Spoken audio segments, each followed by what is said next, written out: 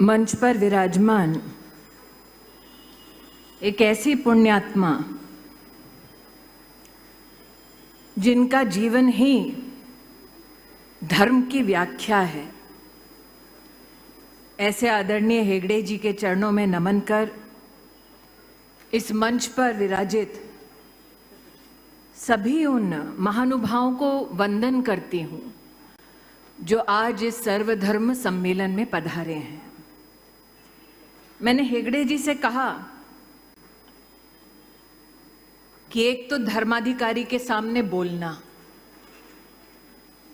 दूसरा प्रधानमंत्री जी के बाद बोलना,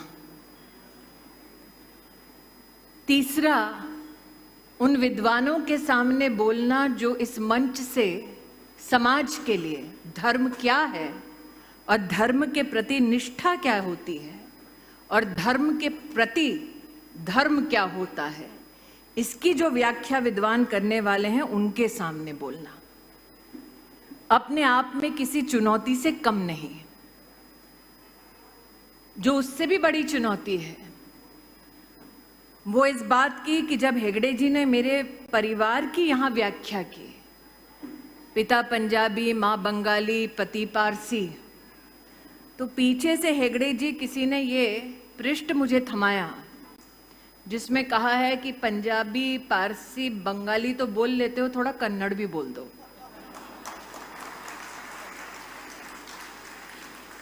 एल्लारिगू नमस्कार।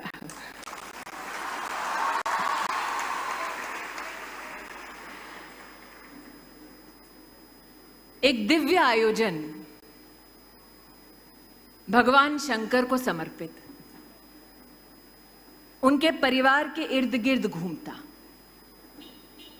हेगड़े जी ने सत्य कहा कि एक कश्मकश जब चुनाव का बिगुल बजता है तो हर राजनेता के सामने, राजनीतिक कार्यकर्ता के सामने रहता है कि युद्ध की भूमि छोड़कर पूजन की भूमि पर आना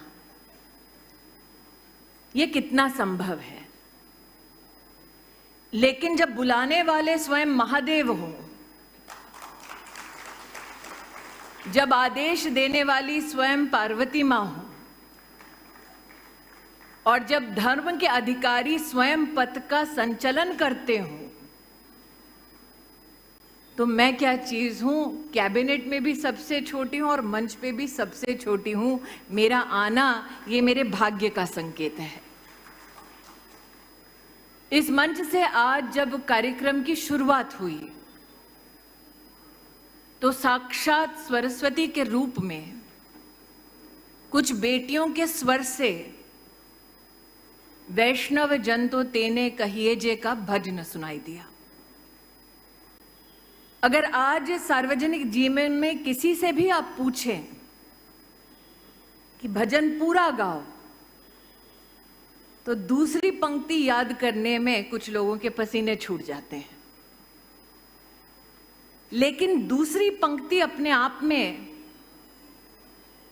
परोपकार की भावना का सृजन नहीं करती, बल्कि अभिमान को प्रभु के द्वार पर कैसे अर्पित कर, त्याग कर प्रभु को प्राप्त करने का नियम व्यक्ति अपने जीवन का बना सकता है। ये दूसरी पंक्ति उसका एक बहुत बड़ा उदाहरण है। पर दुखे उपकार करे तोए मन अभिमान न आने रे। कि अगर किसी दूसरे के दुख में उस पर उपकार करो तो उस उपकार के चलते अपने मन में कभी भी अभिमान की भावना नहीं जागनी चाहिए। ये सार्वजनिक जीवन में और राष्ट्र के संस्कार में सभी को ज्ञात है कि महात्मा गांधी जी का सबसे प्रिय भजन है। लेकिन हेगड़े जी अगर आपके जीवन को कोई देखे तो ये एक पंक्ति आपके जीवन का सार है। आपने कितनों के दुख में अनगिनत उपकार किए होंगे। लेकिन ये संस्कार है महादेव का, कहीं ना कहीं आशीर्वाद है कि आपने उस उपकार को सेवा का भाव दिया, सेवा के रूप में देखा। और अगर आज सर्वधर्म सम्मेलन में जो नौजवान पीढ़ी यहां बैठी है, वो अगर कोई सीख लेकर जा सके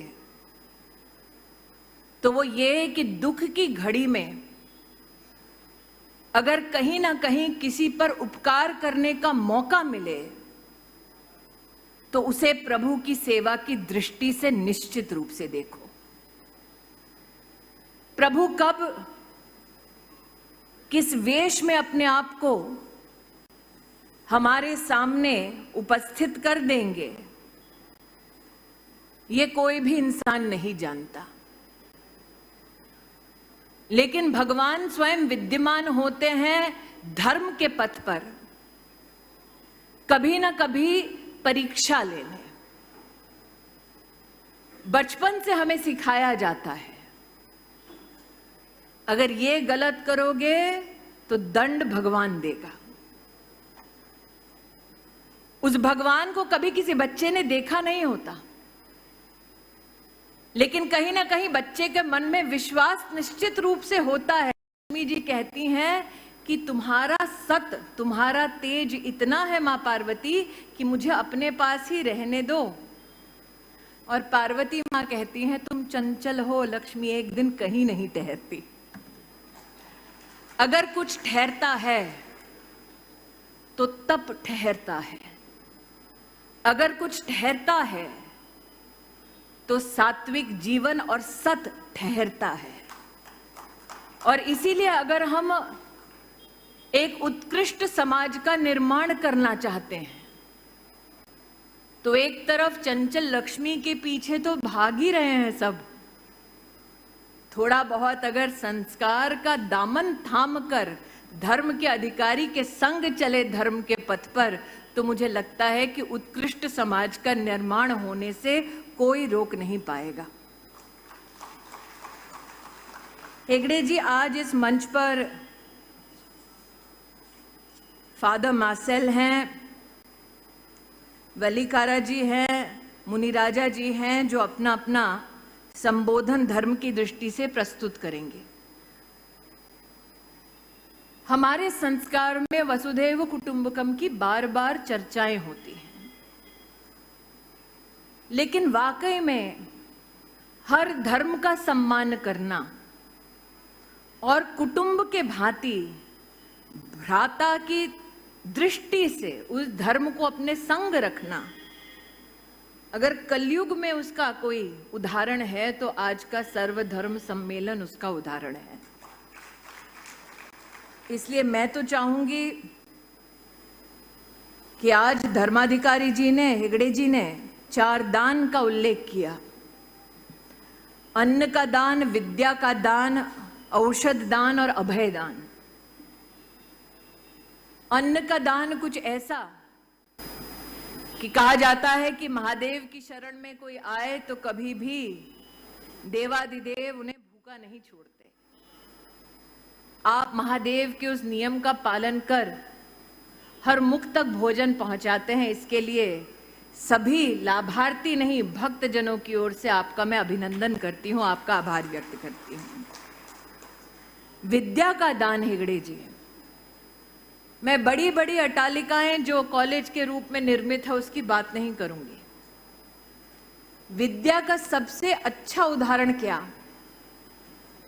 ये कार्यक्रम की छोटी सी पत्रिका है। इसमें लिखा है 5:05 पर कार्यक्रम शुरू होगा। विद्या 2 चीजें सिखाती है, विनय और अनुशासन। अनुशासन का प्रतीक कि 5:05 पर स्वयं धर्माधिकारी मंच पर विराजमान थे और कहते हैं विद्या ददाति विनयम, कि विनयशील अवस्था में धर्माधिकारी स्वयं विराजमान है। एक दान अभय का, भय से मुक्ति का, और एक अद्भुत दान जो आप अभयदान की दृष्टि से देते हैं हेगड़े जी, वो है सेल्फ हेल्प ग्रुप को समर्थन देना, 50 लाख महिलाओं को आशीर्वाद देना। वैसे ये माना जाता है और हमारा धर्म ये कहता है कि जब जब भय का सामना हो तो शक्ति स्वरूपा को ही देवता अस्त्र और शस्त्र देते हैं। आपका अभयदान भी उसी का प्रतीक है, शक्ति को ही आप समर्थन देते हैं। इसके लिए शक्ति की ओर से आपका अभिनंदन देती हूं। औषध का ध्यान, आप भिन्न भिन्न प्रकार के अस्पताल चलाते हैं, आपने आयुष्मान कार्ड बांटा है, आपने राष्ट्र का पहला नेचुरोपैथी का एक शैक्षिक संस्थान चलाया है, लेकिन आज के ज़माने में औषध हो, विद्या हो, अन्न हो, अभय हो, इन चारों दानों में केंद्र बिंदु अगर कोई है तो महिला है। और कहते हैं कि माँ के मुख से, बेटी के मुख से जो आशीर्वाद निकलता है वो 800 साल आने वाले तक परिवार के साथ रहता है। इसलिए जाने से पहले इतना ही कहूंगी कि जब मैं सभागार में आ रही थी तो वहां पर 3 हाथी थे और हेगड़े जी ने बड़े प्रेम से सबसे छोटी का दिखाकर मुझे बोला, यही जन्मी है। एक जीव को उतने ही सम्मान से बुलाना जितना एक व्यक्ति को, यह संस्कार है, यही धर्म है। लेकिन अगर अन्नपूर्णा की बात करूं हेगड़े जी,